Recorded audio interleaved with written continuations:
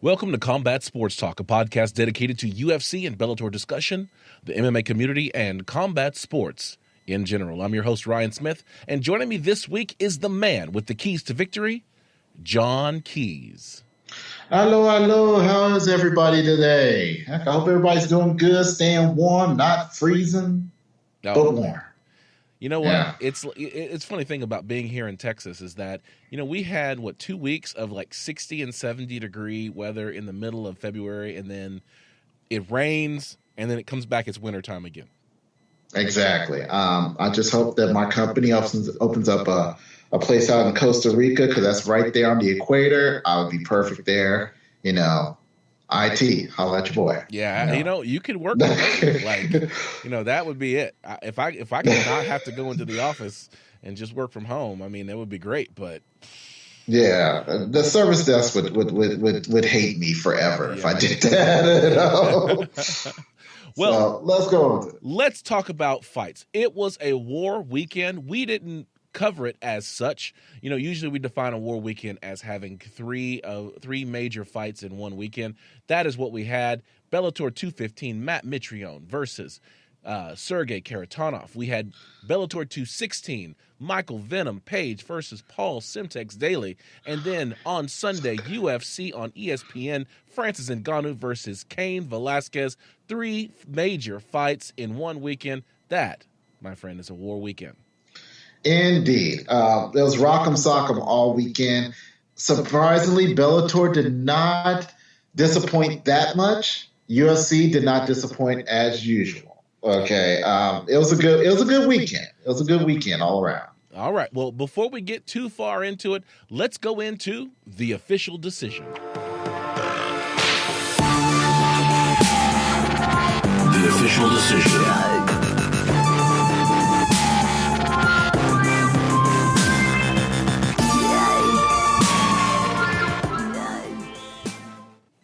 This is the official decision. This is where we look at the fights that were this weekend. Like I said before, this was a war weekend. Starting off with Bellator 215, Matt Mitrione versus Sergey Kharitonov, February 15th, 2019 at Mohegan Sun Arena in Uncasville, Connecticut. We're going to cover the 2 fights that I think are the most important fights on the card. Eduardo Dantas, who defeated Toby Mishek. I have to get his name right. I got to get his name right. That ain't right. Toby, don't ride up on us. Don't ride up on us, man. Yes, okay. Please don't. I owe you the respect of saying your last name correctly, but you lost via unanimous decision. And then, it's okay, man. Yeah, and then Matt Mitrione defeated, or he didn't defeat. Yeah, he did. If it was in the street, he would have defeated, but it was in a ring, so it was ruled a no contest. Groin kick to Sergey Kharitonov. Sergey could not recover in time. They decided to rule it a no contest, and so I don't know what's going to happen, with whether or not they're going to roll that one back or not. But 15 seconds into the fight, there's not much that you can say about that fight. Yeah, you can. He got kicked in the ding-ding. Okay, that's what you can say. He got kicked so hard, I saw cartoon stars fall out of his shorts. Okay, it was bad. It was heard, too. You could hear that kick, too. It was... as soon as it happened, you saw Matt Mitchell like, yeah, I did it. My bad. It wasn't even a my bad, like, oh, man, I did that. It was one of those type looks. And yeah, it was the impact was deep, and they will not rebuild. Okay, I'm sorry. The waters did not recede on that one, man. He was done. He was done. I feel sorry for the guy. All right. Well, it was unfortunate. That's how they ended the fights on February 15th. Came back on the 16th, though, with Bellator 216. I thought it was interesting. It was Bellator 215 on February 15th. Bellator 216 on February 16th. See that? 216, 215, February. Oh, Lord. What? I didn't catch that. Scott Coker is a marketing genius. Yes, he is. We'll give him that. We couldn't get a Valentine's Day's massacre, though. Because people would, men would have died that night because they would have went to watch that, and their women would not have been happy with that. There would have been blood in the streets. Well, Bellator 216 featured Michael Venom Page and Paul Daley. These were the next round of the Welterweight Grand Prix that's going on right now. Same venue, Mohegan Sun Arena in Uncasville, Connecticut. There were three fights on the card that I thought were of mention. Of course, we got to talk about Czech Congo, who defeated Vitaly Minakov. Unanimous decision. Mirko Krokop defeated Roy Nelson. I think Roy Nelson's just gone on a slide, man. It's been a while since I've seen him win a fight. It's true. I mean, it happens with fighters. They hit that pinnacle, and then the slide begins. I mean, and props to Mirko. I'm not going to take anything away from him. He still had a dog, and he still had a bone in the fight, right? And he was doing his best to put it to him, and it showed. Yeah, well, that's the thing, but I guess it's one of those things where Mirko Krokop, he's coming to the end of his career, so you would expect Roy Nelson to be able to make this a fight, but I guess it's still one of those things where Roy Nelson is a first round fighter. If you can get out of the first round with Roy Nelson, then the odds of you winning that fight go up dramatically. Okay, so let me walk that back. Let me walk my statement back just a little bit, because I'm making it sound like that Roy Nelson just wasn't game that night. He was really game. They were going back and forth. There was striking involved. It's just that Roy's striking just wasn't there, and Mirko's wasn't there either. So he's just going to put more on him. And at the end, it was Mirko who, for what I always say, it looked like he bulked up a bit, than what we're used to seeing him, and that could have been just to try and counter the weight advantage that Roy was carrying around. So, all right. I mean, you're right. You're right. It needs to be a master's division. Like I said, a master's division is coming. Okay, just juice them to the gills and let them go out there and just let them have it. Dude. Yeah, but you keep talking about this. You keep talking about this master's division, and I have yet to see a master's division fight that I have been like, we need a whole division of fighters like this. I mean, that's the thing. Is like I haven't seen like. You can't make a whole division out of Anderson Silva. I mean, Anderson last week, Anderson did a great job hanging with the young buck, Israel Adesanya. But Anderson is one guy. Like, who else you going to put in that Masters division? Man, anybody that's been a champion, that's ever been a champion, and let's see here, and are over the age of, let's say, 37. We'll give them 37. Anybody over the age of 37, you're in. Okay, and that gives you a few more years of competitiveness. Okay, and we'll just make it open weight. Let's just open weight that sucker. Okay, wow, you're going all the way back. You're going all the way back to UFC 1, open weight, whatever you can do. You walk in there, you show up, you can fight. Hey, as long as you don't have like cootie bumps on you, you're good, man. All right. Hey, that main event.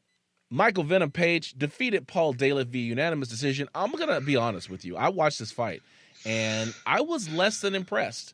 I know that people wanted to see, fireworks, and when you have two fighters who are extremely talented strikers, it's very difficult, to have that light 'em up, rock 'em, sock 'em type of fight.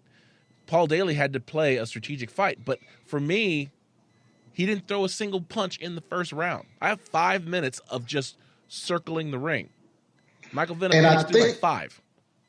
And I think the reason why was because his game plan was to take him down, because he knew that Venom Page's number one weakness, and it's been proven time and time again, is that he has a very bare minimum ground game. And that's the curse of the British fighters, that there are British fighters out there that have no wrestling, no jiu-jitsu experience until they come over here and they come to an American Top Team or, American Kickboxing Academy or something like that and get that good wrestling. And it's a shame because, don't get me wrong. You had One Punch Man versus the man that can knock you out with one punch. Okay, literally. So one of them had to take him down. Okay, we knew Venom wasn't going for it. I was very impressed with how Paul Daley took him down, but let's put it in the scope of things. Paul Daley couldn't take down a normal UFC fighter. He's already proven that. Any other non-British fighter. He proved that with Nick Diaz. Okay, You just anybody can go back to the old Strikeforce days, look at Nick Diaz and Paul Daley and see how that went. Yeah, I don't even think you have to go back that far because, Paul Daley faced off against John Fitch. Yes, and anybody can watch that. Yeah. Held him down and just beat him up. And it was like, but we're gonna get to my point about pure strikers who should try to grapple in a minute. But it just, for me, second and third round, Paul Daley was able to get MVP to the ground, was able to beat him up a little bit. Michael Venom Page was able to reverse the takedown in the fourth round, was able to beat Paul Daley up. Coming into the fifth round, it was 2-2, basically on my scorecard. And then in the fifth round, Michael Venom Page just looked a little bit more active. Ended up on top at the end of the round. I think that's what won the fight for him. Paul Daley was upset about it, but I don't see where he definitively won that fight from Michael Venom Page. I think it was more pride that he was mad at. His pride was mad at him. I mean, in the fifth round, it was like, Venom. They told Venom to, all right, turn it on now. Okay, it's time to fight. And he went out there. He became more aggressive. Daley's the one thing Daley did the entire match was he backed up and he kept circling. He did not have control of the pace. Okay, he did not show aggression. That's what lost him the fight. That's what lost him round one. If he would have had a punch for every punch that Venom Page threw, he would have won that match. He would have won that matchup, in my opinion. Perhaps. But he didn't. And it's unfortunate because it's unfortunate because I love both fighters, but let's put it out there: Venom Page is a more dynamic fighter, and I did not choose him. I chose Paul Semtex to bring it in, so I will eat my crow gladly. Okay, because it had the potential to be a great fight, but just like all great fights that are on paper, they just don't pan out in the real world. All right, let's go on to the last fight of fight weekend, War Weekend, UFC on ESPN. Francis Ngannou versus Cain Velasquez, February 17th, 2019, Talking Stick Resort Arena in Phoenix, Arizona. That's where Cain Velasquez went to college. So he was an Arizona State fighter and a wrestler. And so this was like a homecoming for him. So let's talk about some of the fights on that card. Key ones: Kron Gracie versus Alex Caceres via submission in round one. Kron Gracie, his UFC debut. It didn't take him very long to wrap Alex Caceres up. Bruce Leroy had to tap. Yeah, the son of Hickson, and I think I may have found the Pride documentary Choke that really focused on him. I'm gonna have to put that up because y'all gotta understand that was a classic Gracie takedown and submission right there. Because once Khan had his hands on him, it was pretty much over, and that's how it's gonna be. Until he becomes champion, until he retires, is that when he gets his hands on you, it is over. Okay. Well, yeah, and that was something that they talked about, at the fight as well, is that, when you look at, there are just a handful of fighters that all they need is one takedown. You start thinking about Kron Gracie, he needs one takedown. Damian Maia. One takedown. And it's all he needs, and he can finish that fight. Yeah. What about can we put Brian Ortega in that conversation? I think you could. I really do think you can. He likes, now he's kind of adapted his striking, and so he likes to stand and bang. But when he wants to finish that fight, he can take it to the ground one time and you're out. And that's the thing that's going to be very difficult to for fighters to have to deal with, is that you have these fighters that you have to be so aware of what they're doing and whether or not they're going to take you down, because if they take you down, then your odds of winning are low, which was why Tyron Woodley caught so much grief when he fought Damian Maia, because he was injured in the fight, but he also didn't want to get taken down because you're in the ring with an anaconda at that point. Exactly. And people got to understand that Khan's Gracie Jiu-Jitsu is different than most Brazilian Jiu-Jitsu. Most Brazilian Jiu-Jitsu is fought defensively. Okay, this branch of Gracie Jiu-Jitsu that he's fighting with is a very aggressive style, and if you're not, it's not a backup to if he's on his back. No, this is when he starts to bell. This style kicks in, and he's going to get you. And it's a very aggressive style, but it's a very effective style. It's the style that Royce Gracie used to win. Now, here's my question for you: did you see any weaknesses in his game? His striking. His striking is going to be a problem. Yeah. But look, did you see who was in the corner of Con Gracie? He's got Nate Diaz in his corner. Yes, and that means if you have Nate Diaz in his corner, more than likely you got his boxing coach. Or and his boxing coach is probably both. Okay, probably both. But that tells you that he's going to have that same striking coach that Diaz used. And let's put it out there. That striking coach is a very effective coach. Okay. He has proven time and time again, especially with Nate more than Nick, that, because we all, he's a better striker all around. He's long, he's lanky, but, with that said, he teaches them effective boxing, the 50%, 100% boxing. You tap them with 50% and then randomly throw in a 100% punch when they think that you're not hitting me with anything. That's an effective boxing technique. Paul Felder defeated James Vick, the Texecutioner. I mean, he was our guy. We had James Vick. This was a close fight. Paul Felder had this in hand. But you know what was shocking about this fight? Paul Felder suffered a collapsed lung in the third round. Is that what happened? That's what happened. Wow. That's a dog in a fight right there, man. This is the second time that he's had to fight through adversity. In his previous fight, he had a broken arm, and he still fought through the broken arm and won. I think he won. I don't remember if he won or not, but he had to fight through a broken arm. Now he had to fight through a collapsed lung in a very competitive fight. I mean, James Vick wasn't winning the rounds, but he could have won the fight at any moment. And especially as we got down to and this is the type of fight that you want to see. You want to see a fight where you're looking at two guys and the fight is escalating as the fight gets later on in the round. So, when you're thinking about the first round, they're just kind of feeling each other out. But as you get into the second round and into the second half of the third round, the pace that they're putting on now is something where it's anybody's fight. And I think that's where we were with this fight between Paul Felder and James Vick. But on the scorecards, James Vick came out just a little bit short. So, it's heartbreaking, but a highly competitive fight. Have they released the bonuses yet on who made what yet? I'm sure they have already. I don't know if that was fight of the night.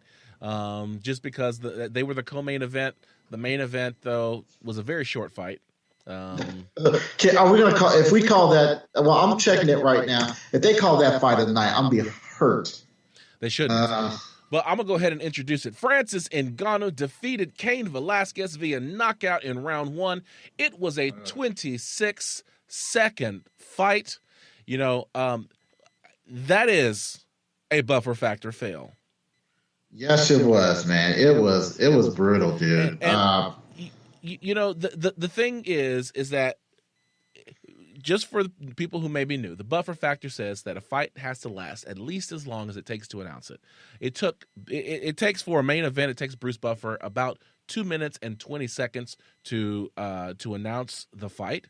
So what is that? That's 240 seconds. This fight lasted. It's 240 seconds. The fight lasted 26 seconds. So by the time Bruce Buffer finished announcing this fight, Cain Velasquez could have been finished 9 times. And this ain't Ferris Bueller. This is 9 times. Man. 9 finishes. I'm sorry, man. It breaks my heart to see someone who's been gone for basically 2 years, nurturing injuries, trying to get back to health. He had a child and he wanted to be a father, for his child. All of those things that kept him out of the octagon. When he finally comes back, he gets finished in 26 seconds. So, but hold on, let's see that 26. All right, so it would be different if it was versus a guy that wasn't known for blasting people, with one hit. Okay, let's put it out there. A lot of people kind of discounted Francis Ngannou, me being one of them. I'll be the first one to say it, because I was looking for Kane to take a single leg to him, get him on the ground, and own him.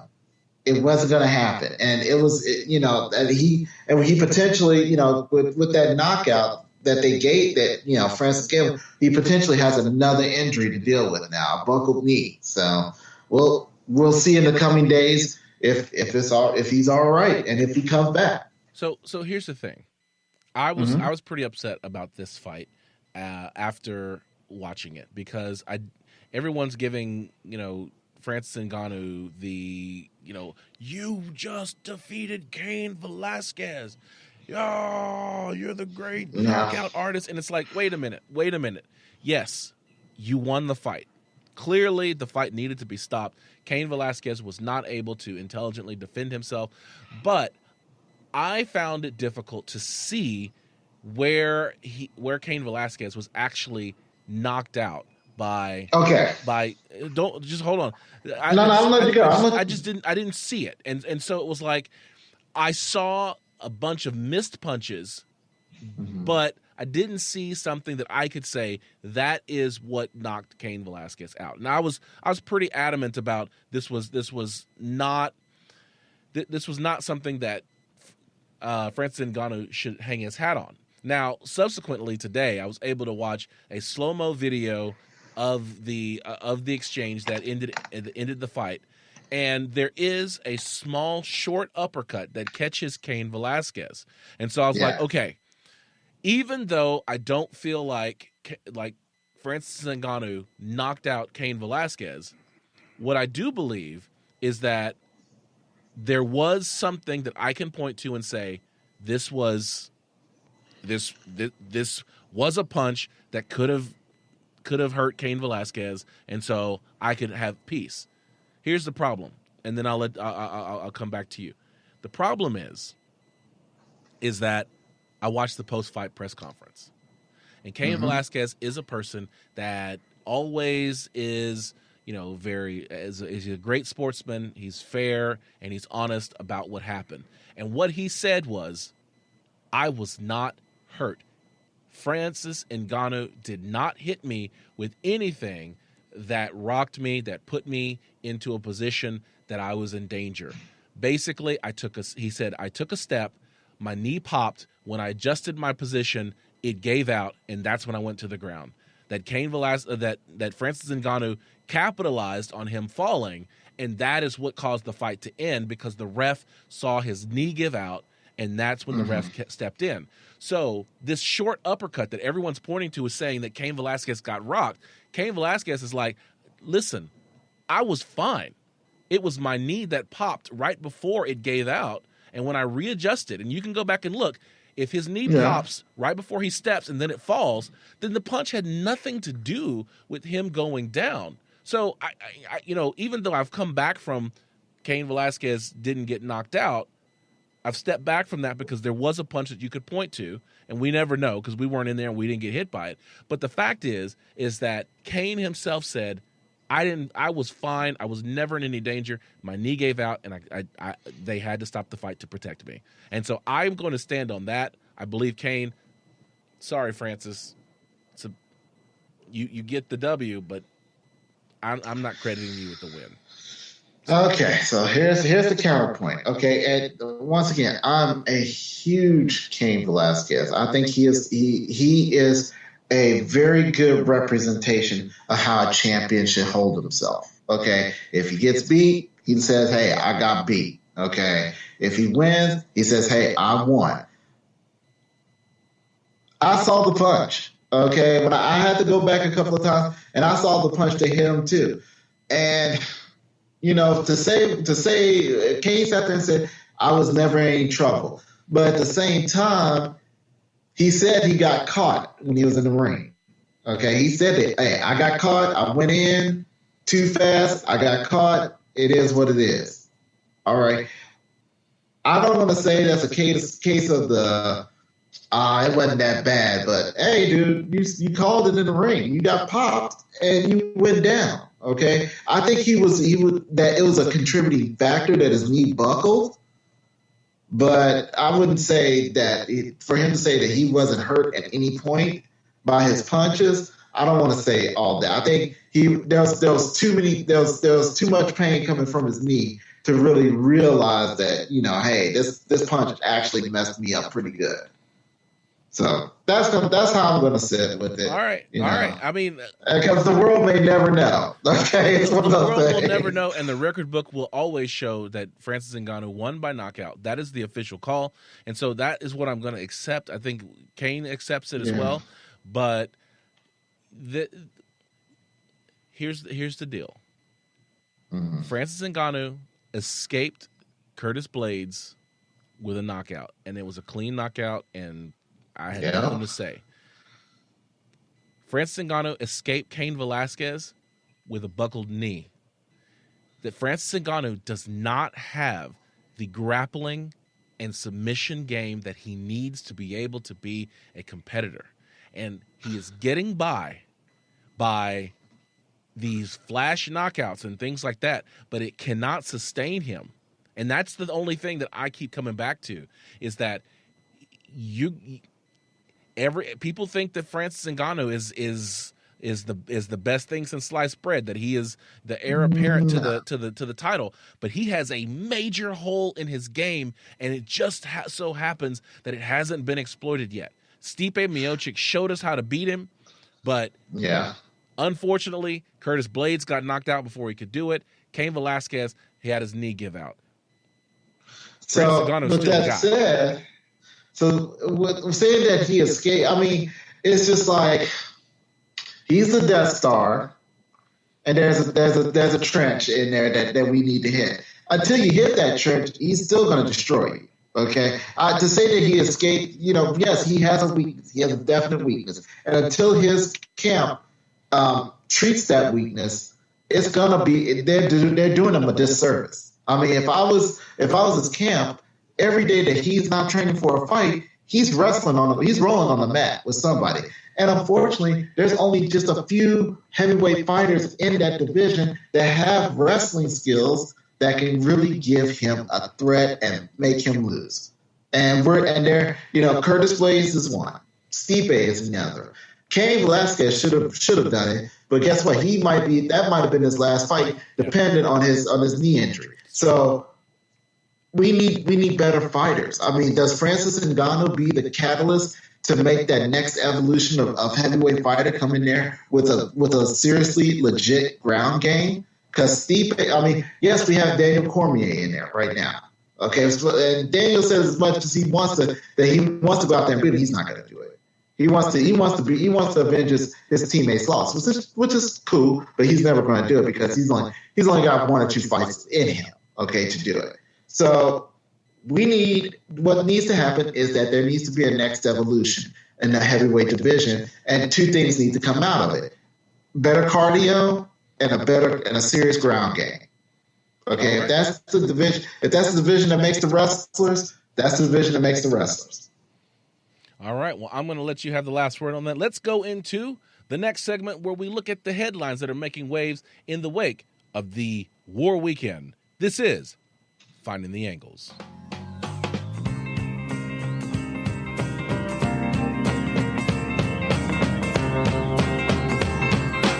Finding the Angles.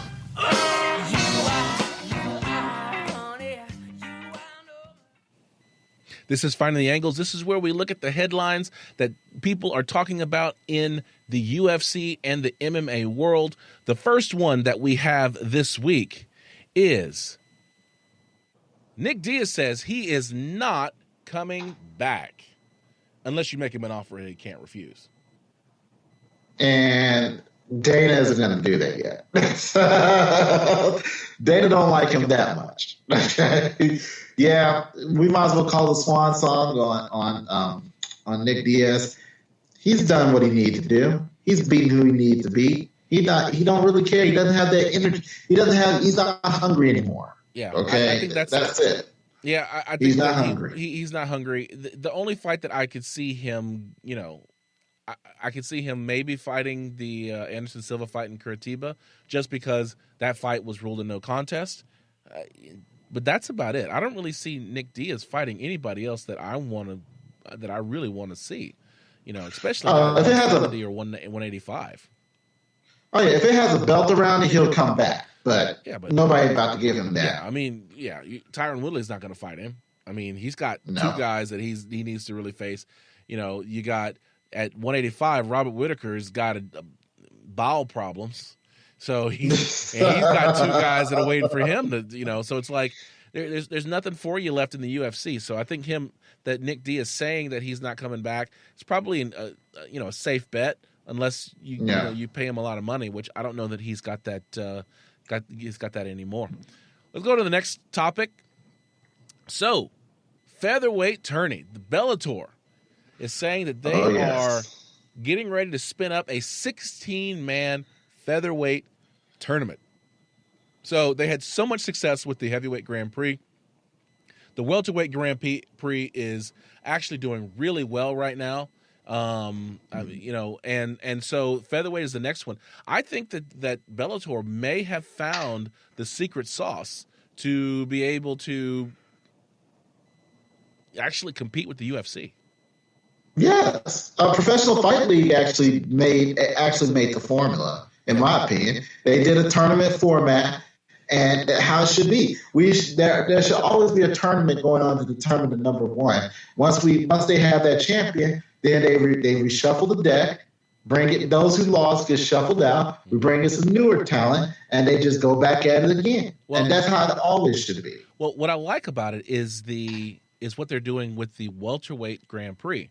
So this is what they were talking about, and I have to go back and validate that this is the way it's going to work. But the welterweight champion is in the welterweight Grand Prix, so his fight in his preliminary round fight is a title fight.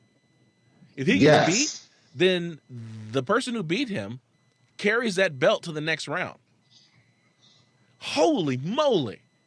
That's how it's supposed to be. That is how it's supposed to be, man. Like, I'm excited about that now. Like, man, if Rory McDonald loses at any time, his belt is gone, and that person now carries the belt into the next round until it gets to the finals, where you fight for whatever the cash prize is and the belt.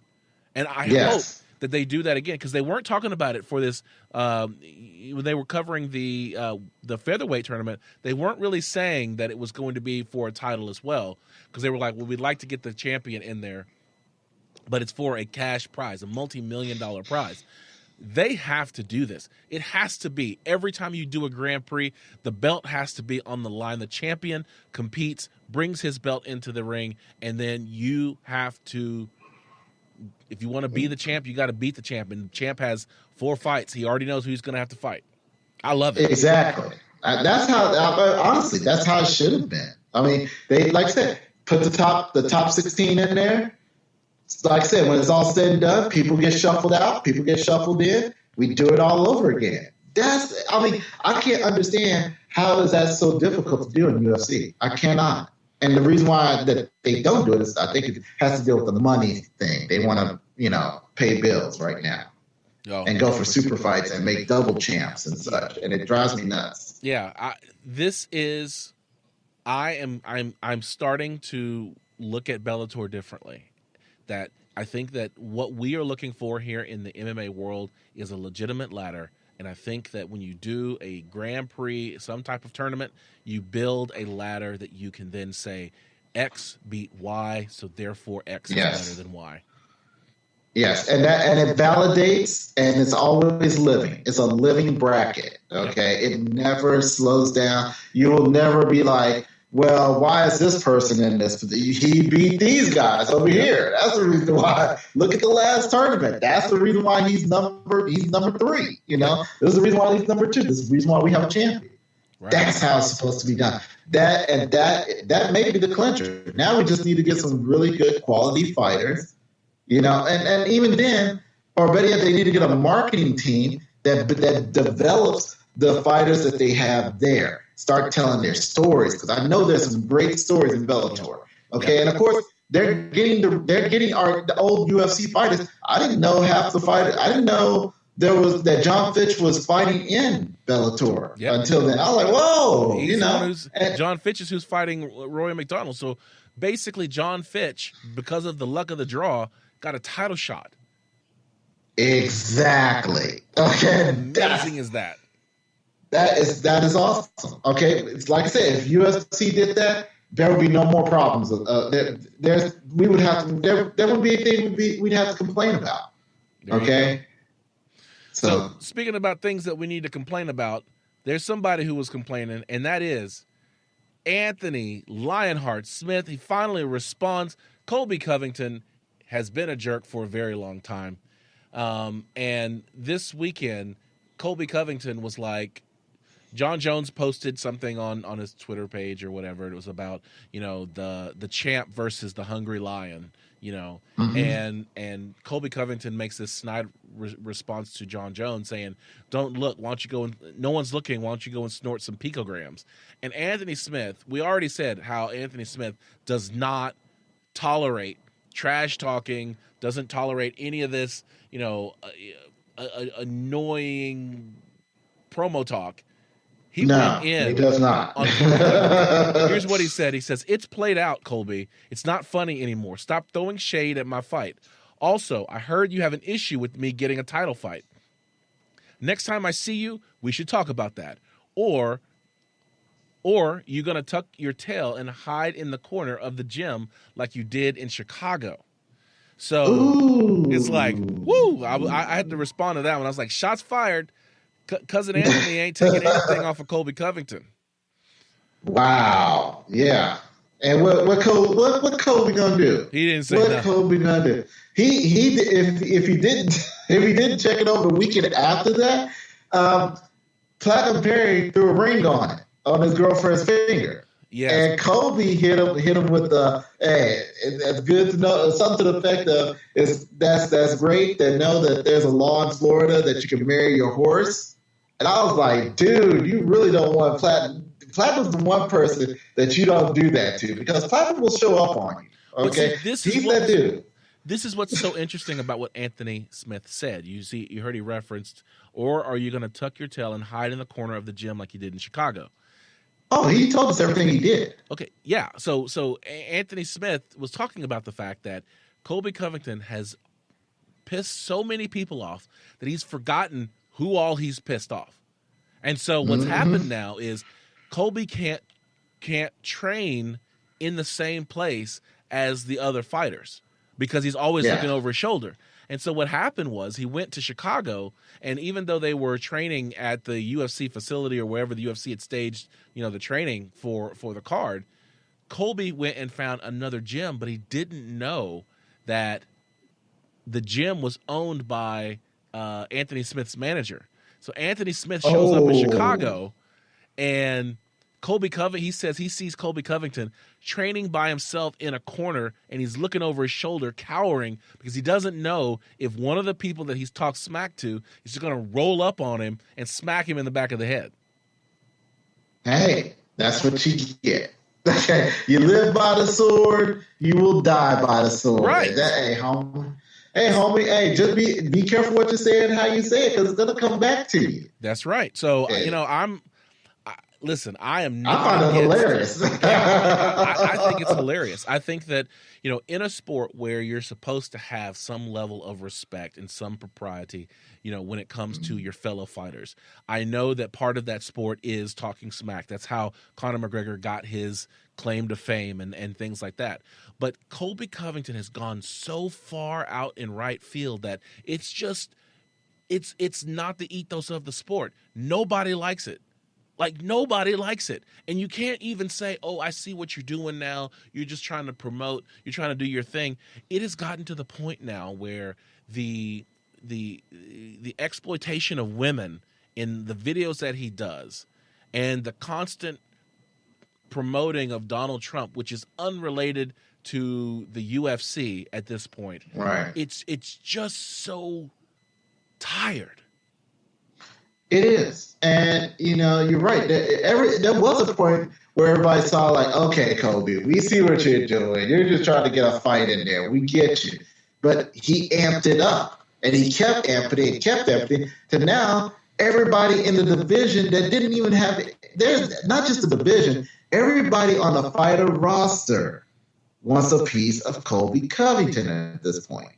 And that should tell you, at some level, that should tell you, like, oh, I think I may cool out for a little bit. No fighter wants to take him under the wing and be like, dude, you need to cool out, man. No, everybody wants to put their fist in his face. And I'm okay with that, unfortunately. Because there comes a point where you talk just too much smack, and now you got to face the consequence. So the only thing he needs to do is just go to a gym one day, get in the center of the ring, and be like, I'm taking, and just point at the crowd and be like, I'll take on all of y'all, and just come on with it. Y'all got a beef with me? Let's hash it out in the ring. Well, he may not make it. It reminds me of that guy. I don't remember his name, but he was the dude that said he was 114-0, and he would go and he would hand a pair of boxing gloves. Oh, yeah, that He'd hand guy, a pair of boxing gloves to somebody and be like, you want to, so the guy would put the gloves on, and they would tap gloves, and then he would just wail on that person, right? Until he actually faced some real boxers, and it was like, oh, maybe I should stop doing this. And he faced off against Deontay Wilder, and Deontay Wilder tried to knock his head off. Like, this is what Colby Covington. Colby Covington and that guy, they are on the same plane of existence right now. And so, therefore, you're going to have to take your lump at some point. You just might want to take it with somebody that just wants to submit you, maybe, put you in an arm bar and just keep it there for a few minutes, because you don't want to take that knockout. Because that knockout, there's going to be about 10, 15 more punches behind it, okay? Oh, yeah. And pray don't go pride. Yeah. You're gonna get that elbow drop like Michael Bisping had to eat after all that smack he talked to Dan Henderson. Exactly. The H-bomb and then the elbow. Blow! Let's go to the last story. Artem Lobov has a home. Oh, man. Yeah. So the GOAT, the great one, Artem Lobov, the Russian Hammer, has signed with Bare Knuckle FC. He has a home. He's left the UFC to go fisticuffs. Because the UFC apparently is just too soft for him. And so he's going someplace where he can just let it ride all night long. Okay? And the Bare Knuckle FC said, we might have a home for you. All right? Yeah, I think this is a natural progression for Lobov. I mean, we honored him when he left the UFC by saying that he was a person who would find the biggest, baddest guy, who would fight them on any type of, with little to no notice whatsoever. Artem Lobov would fight that fight, and so it's a natural, a natural thing for me to see him go from the UFC, which is a pretty brutal sport, to basically the most primal of the sport, which is the bare knuckle fighting. And so for me, I don't know that he's going to do much better because he still has, the problem of not having the reach that's commensurate with his weight class. But it's, it'll be interesting. I'll watch it. I'll watch and see how he does. I mean, I won't watch it because I just cannot watch bare knuckle fighting. But I will follow up on it when he gets his fight, whatever his first fight is going to be. We'll definitely talk about it on the show. I'll probably try to watch that one, but I still can't get into bare knuckle fighting. Just can't do it. Dude, believe it or not, I watched a bare knuckle event. It's not as bad as one would think, okay? Because eventually the fighters will have to stop punching and resort to palm strikes because they have punched so hard that their knuckles hurt, okay? Pain is a surprisingly motivating factor to stop punching and to try other tactics, which is why I think that it should be reinstituted, into the UFC because it will teach these fighters punching efficiency, okay? It'll teach them, when to punch and how it's worked rather than just wailing, okay? Because trust me, you try to hammer fist with bare knuckles if you want to, see what happens, okay? Yeah, I would disagree with you there. I can't. I do not think there's a place in the sport of UFC, in UFC or MMA for bare knuckle fighting. I know there is.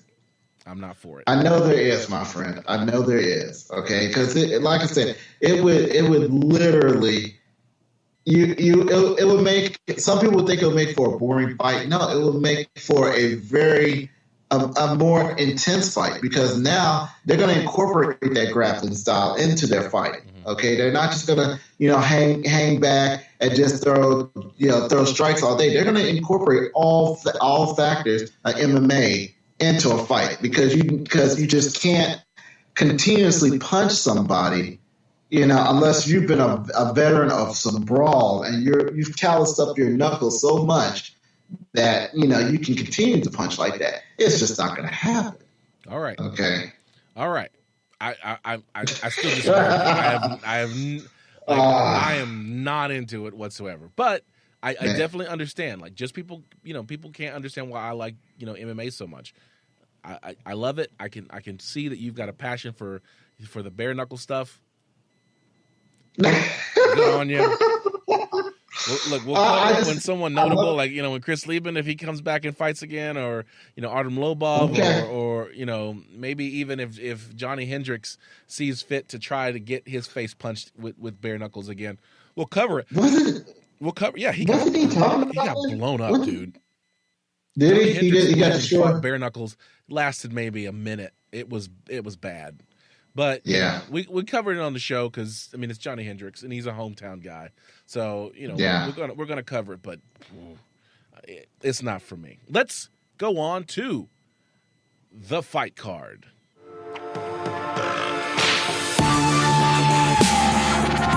The official decision.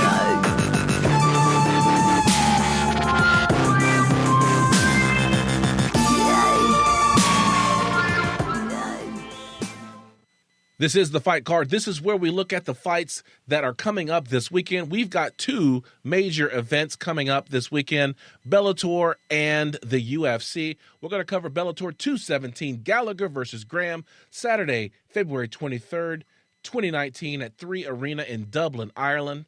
There are two fights that we're going to talk about on this card. There's probably like 4 or 5 fights, but the two fights we're going to talk about on the card, Charlie Ward versus Jamie Stevenson. You might remember Charlie Ward, not because he is a former Florida State quarterback and New York Knicks basketball player, but because Charlie Ward is a good friend of one Conor McGregor. The last time we saw Charlie Ward, he won a fight at the very end of the round.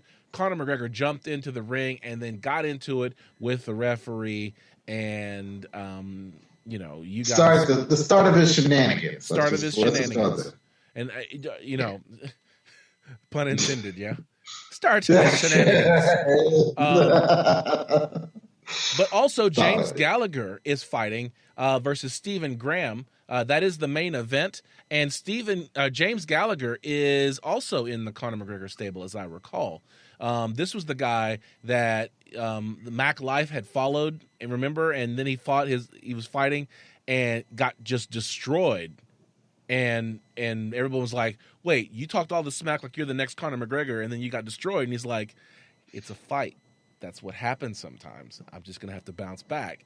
So this is him bouncing back. So I would expect to see Conor McGregor in the audience for Bellator 217.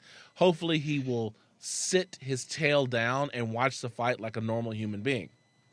Unless he's on that proper 12 gas, man, he's gonna be in that ring. All right, dude. So. I sure hope Bellator knows that he's probably gonna come, and why don't they just put some extra security around him, have a word with him, pull him out of the line, and say, listen, you can come watch the fight, enjoy it, but do not cause ruckus in our fight, or we will escort you out. There you go. I think they will this time. I think, based off the last event, they will have a little chit-chat with him like, hey, man, we're watching you. We got these 6 goons over here especially for you. Right. Okay? They'll carry you out. And we got more outside, so if you bring your posse, then we will have you there too. So, you can't rush the well, and you got to be careful because he's in Dublin. He's in Dublin. That's his hometown. That whole crowd is his posse. Okay, so fight him, you're gonna be fighting them. All right, so just let it be known. And then the UFC Fight Night. It's 145. You've got Jan Blachowicz versus Thiago Santos. This is going to be a great fight. There are a bunch of fighters on the card that we have known and loved. John Dodson, the magician, is on there fighting Peter Yan. You got Gian Villante versus Michal Oleksiejczuk. I worked. All right. I'm proud of you, man. Hey, speak and spell is your friend. That's I'm telling you. Oleksiejczuk. Yes. I wasn't going to pronounce it. Yeah. You got Liz Carmouche coming back. It's been a long time since we've seen Liz Carmouche fight versus Lucy Pudilova. Stefan Struve versus Marcos Rogerio de Lima. And then in the main event of the evening, Jan Blachowicz versus Thiago Santos. We got to do some flash fight picks. Tell me, sir, who you got? Man, I got. So are we doing just the top two, or just the last? What you gonna do? I'm gonna go with Thiago Santos. I'm gonna do Thiago Santos. I've always been he's a scrapper, always a fan favorite. I think he's gonna pull a win on this one. Yeah, when I'm thinking about Jan Blachowicz, he's an all around fighter, but he's not necessarily great in anything. And they call Thiago Santos the Hammer for a reason. I mean, he has got the Mjolnir on his chest. It's there. Like, that guy is a hammer. He beats people up. And he has proven it time and time and time again that he will beat it out of you. Okay? So you and I are in agreement. We're going to go with Thiago Santos for the win. And that is our show. Follow us on social media. We don't really, I'm still on Twitter, but most of the stuff that I do now is really on Instagram. So let's just jump right into it. I'm Combat Sports Talk on Instagram. And I'm at Keys to Victory on Instagram as well. Yeah, you can find me on Twitter at CST Ryan, but I'm hit or miss there. Most of the stuff is on Instagram. You can go to our website on www.combatsportstalk.com. I am in the midst of updating and refreshing it, so it looks very different than what it looked like in the past. Yes. And you can also find us on iTunes, SoundCloud, Facebook, Instagram. You can find us on Spotify, just about any podcast site. And then, of course, we are everywhere. We are everywhere. Infecting your speakers. Okay, that is what we do. Right. All right. And Instagram. You can find us. Go to our Facebook, or not our Facebook page, but go to our website, www.combatsportstalk.com, and you will see the merchandise link. Click it. Get yourself one of these. Combat Sports Talk. There you go. Combat Sports Talk t-shirt. I got them all different colors. Get you one. All right. And then we add a new section for live events. We haven't done a live event with George in a long time, but I think we are going to get together for UFC 235. That's going to be it. That's the fight of the year so far. I might have to join y'all for that one. I've yet to meet George in person. I think I can swing that. I think I can do that. All right. So follow us on social. Our theme music is composed by Scott McCurry at scottdeancountry.com. Casey Onyebuchi produced our lead-ins. I want to thank you for joining us for another edition of Combat Sports Talk. For John Keys, I'm Ryan Smith, reminding you to keep your hands up, your chin tucked, and throw balls.